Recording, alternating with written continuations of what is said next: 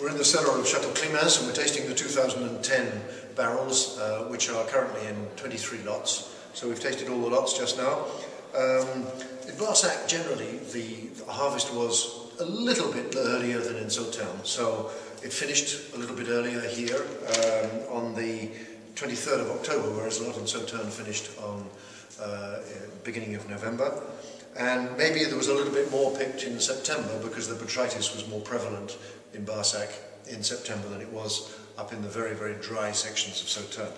So we started through the first lots, which were, by the way, at Climens, as usual, you have to taste the individual lots and then kind of do the assemblage in your head afterwards. There is no sample given at this stage representing those lots. So we started off with some really surprisingly rich first lots. They were very liquorous, very sweet, and in fact Berenice told us that halfway through that first picking they actually gave instructions to the pickers to pick wider in order to bring the sweetness down a bit. And that added a little bit more fresher fruit because some of those grapes were not botrytized, so that added just a little bit more of this fruit to a very fruit-forward and fresh style vintage.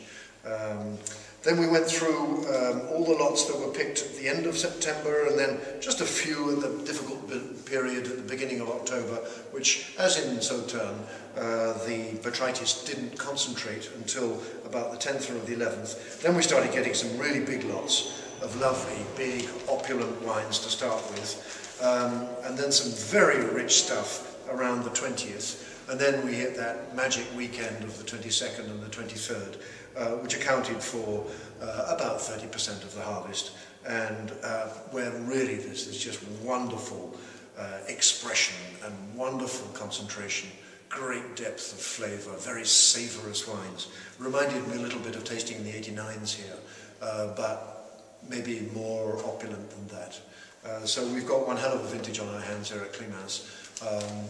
We'll reserve judgment on it finally until we see a final blend, which, in bottle anyway, in sample bottle, which will probably be in a month and a half, and we'll report back.